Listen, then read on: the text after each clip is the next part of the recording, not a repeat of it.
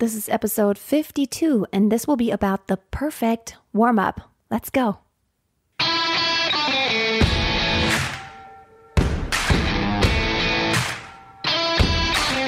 Welcome to Freya Singing Tips, the podcast. My name is Freya Casey, professional singer and vocal coach.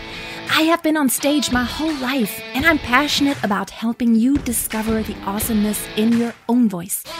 Opera, musical theater, jazz, pop, folk, rock, I have done it all.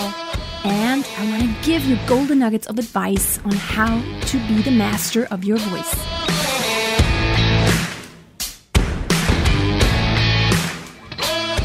This is probably one of the questions I get asked about the most. How do I warm up? How do I do it right? How long should I warm up? How long before I actually get to singing should I warm up? Can I warm up in the morning and then just, for my gig that's at night? Do I warm up a lot for my gig or do I not warm up a lot? Do I do a long warm up? All these questions. So I want to bring some clarity into this fog right here. So let me just say that every warm up will not be the same for every person. A warm up will just vary depending on the person, depending on what kind of day you're having, the way your body is in shape. Also, depending on what your endeavors still may be that day. So if you want to have a day where you know you will use your voice a lot singing-wise and maybe also speaking-wise, you can actually time your warm-ups. If you know you're going to speak a lot prior to your singing, you may not need as long a warm-up as you would need if you, let's say you have a recording session at 10:30 in the morning and you haven't spoken a lot. You may need a much more thorough warm-up. Also because in a recording session, of course, you will hear a lot of details. You will hear all the intricate details in the voice that will all be captured on the microphone and it will be on the recording for eternity. So you want to make sure that you really get to a place to where you have a lot of ease and everything is easygoing, well-oiled machine going there. On the other hand, if you have a gig at night, yes, you want to be well-oiled machine also.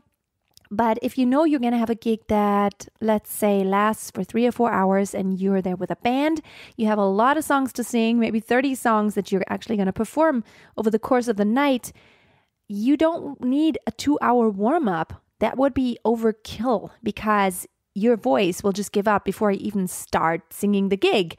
So you want to make sure you conserve your energy for the actual gig. But of course, you don't want to go into the gig not warmed up. But if you have spoken a lot during the day, I'm just saying assess your situation. You can tell at any point in time if your voice is well warmed up.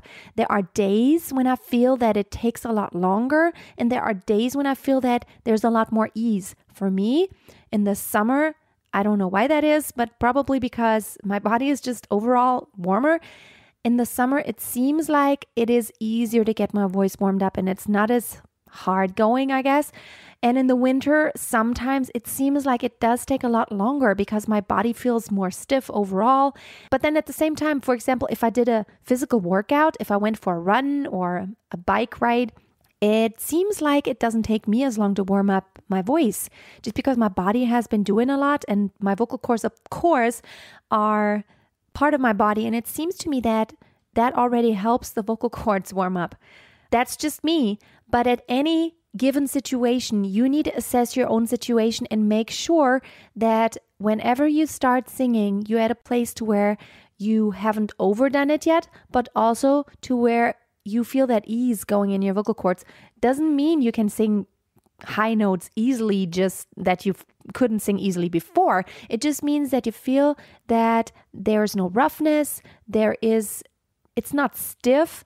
You feel a clear voice. If you normally do have a clear voice, you should feel a clear voice. Just get a feeling for what it feels like to have that nice and free voice. Get a feeling for what it feels like to have your voice freed up, no phlegm excessively and no roughness.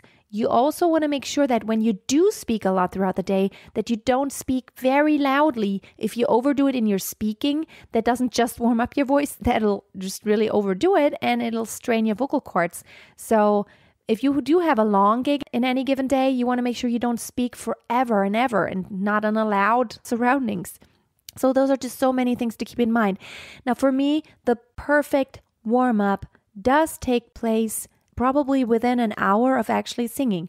Now, sometimes there are auditions in which you will warm up and you just don't know exactly when it's your turn, and you will have to wait around. And in some concerts also, you may warm up or have a chance to warm up, and then it'll take you a couple of hours until it's actually your turn to perform. So what do? What you can do, that's just a tip. If you are part of a concert and you don't have any chance to be backstage way, far away from the stage to where nobody can hear you and actually warm up, what you can do is, I have the setting a lot of times where I sit in the audience in the front row, and then I will just come up and perform my songs that I'm doing, or just sometimes even just one song that I'm doing. If I'm part of the big concert with an orchestra, for example, they would play their own pieces, and then I will come up and perform one piece or two or three pieces, and I will sit in the audience in the front row. So, but what I do to not get totally cold in my voice and not jumpstart from 0 to 100 miles an hour or so, I start humming along because they do play music. So what I do is just like whatever they play, I hum along in tune just a little bit. It doesn't have to be loud.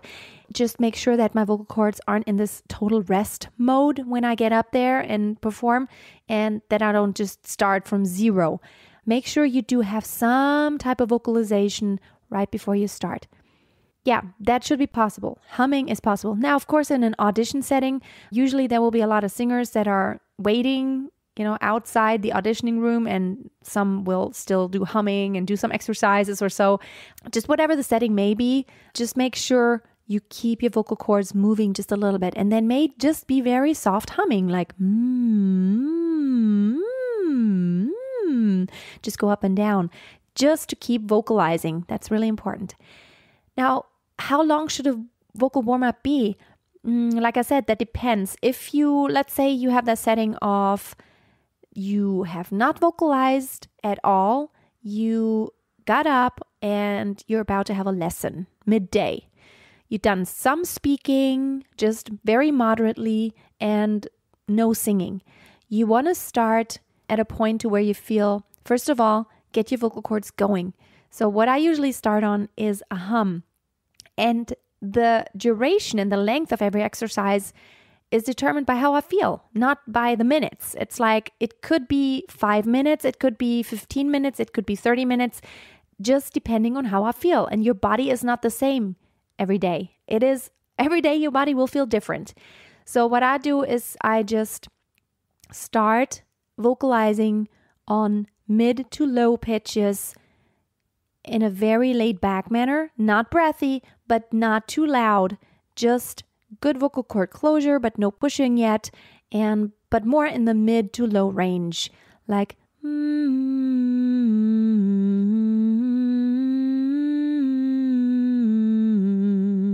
something like that. Go all the way down to your low pitches there, the lowest ones you can produce, and make sure you don't get too loud on them, no pushing yet. And then as I feel that my vocal cords are just, it gets going, I slowly increase the intensity, which means volume and speed. So you start with slow moving pitches and you slowly increase the speed. You could go to a ya, ya, ya, yeah, and I increase intensity on all levels. And as I feel, just as soon as that feels comfortable and I don't feel any roughness, I feel like, okay, it's getting easier. I feel the circulation kicking in my vocal cords. Only then do I actually start getting higher and getting louder to where I can do an exercise like, yeah, yeah, and so on. You want to start very low intensity and slowly work yourself up. You don't want to kick into high gear right away. But then also it may not take long. It may only take 3 minutes until you can get into high gear. But that depends on your day, just whatever you've done before. Don't start singing high notes right away, and don't start singing songs right away, because you will probably feel that after getting through singing some of those really high belted out notes and you're pushing it, that your voice actually gets worse. And that's a sign for your vocal cords not being properly warmed up. You don't want that to happen, because if you do that, now of course, first of all, you're not going to be in good shape that day because you're making your voice rougher. It's like a muscle and you're just pushing it too hard, it gets sore. You don't want to get sore. You want to make sure you do that stretching, you do that moving around before you put high impact into that. And then of course also a warm down. Now what is a warm down? I don't usually do much warm down just because after any gig, it's not like I shut up immediately. Who does that? I don't. But there are some singers who actually really put a lot of value on warm downs. But since I am a chatterbox, I never go from singing all the way to not vocalizing at all. After I'm through a gig, of course, usually people will come up to me and congratulate me or say, oh, that was wonderful. And I talk to people or, make some connections.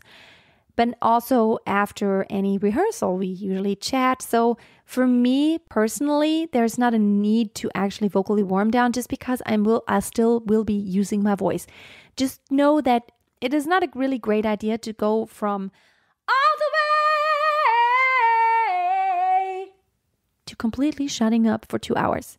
It's like you want to slow down. You want to get into this mode of ease again for your vocal cords, because they are still in this mode of high tension, high intensity. So you want to slowly relax them again.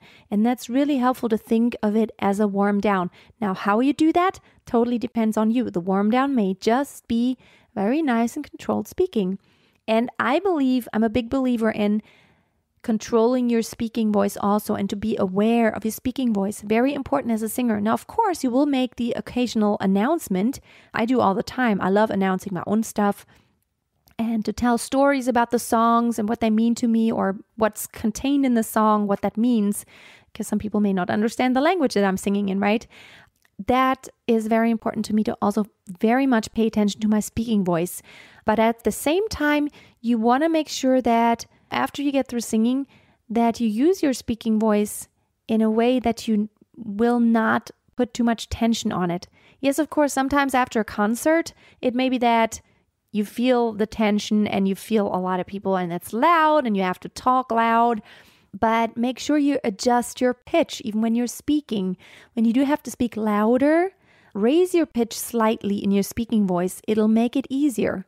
It's like right now I'm talking to you. I'm right in front of the mic, so I don't need to raise my voice. I'm in my mid pitch. But if I were in a louder setting, I wouldn't just get louder on the same pitch. That would be really straining on my vocal cords. I would actually get a little higher in pitch, because it'll make it much easier and I can be heard so much easier. It carries much better. See how that works? Make sure you are speaking in the appropriate pitches. That may also be a cause for vocal strain when you constantly don't speak on the right pitch. So if you feel that you get strained after you speak for a while, then you may want to try to change your speaking pitch. The next point I wanted to get to is make sure you sing in all registers throughout your whole range when you warm up. Don't neglect any part of your voice.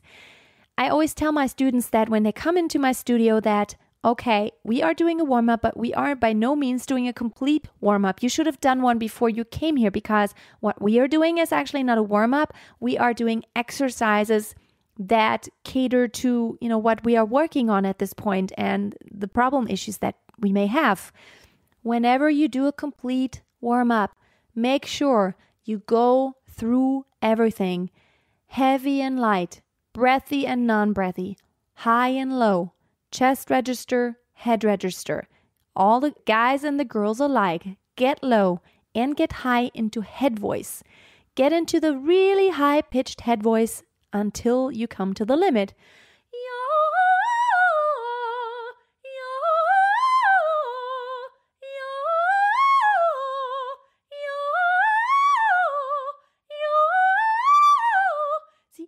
until you are at the limit. Same going to the bottom. Ya, ya, ya, ya. See, I'm going all the way down. And that's really important to really go both directions and go through all registers. Now, of course, you may not need whistle register necessarily because you don't usually use it unless you are a very high soprano. Then you want to do that. It's an extension of the head voice and you want to go to your highest pitch and to your lowest pitch. So whatever your range may be, make sure you cover all bases. Also, don't just sing loud. Sing loud and soft. Practice singing loud. But also do an exercise singing softly. Also, straight tone and vibrato. I think you need to practice that. Singing straight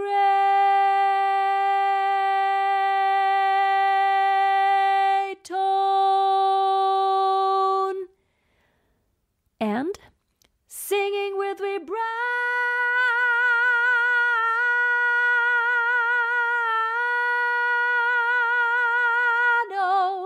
See, try to control your vibrato. That is a great exercise. And I think it should be part of the warm-up to actually experiment, to stay more agile, cover all bases, like I said.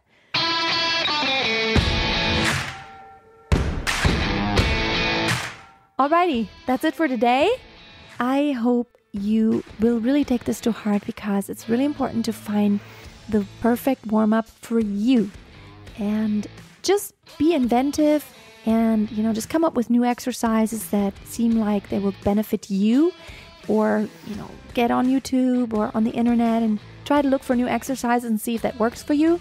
And some exercises may totally not work for you and some may work for you, and that's how it is for me. Some work, some don't. Well, I wanted to say one more time, if you are not in my Facebook group, I would love for you to join the Facebook group and to welcome you there. We have great conversations going on there. It's called Master Your Voice. And there's about 700 people in there. I think we're almost close to 800 already.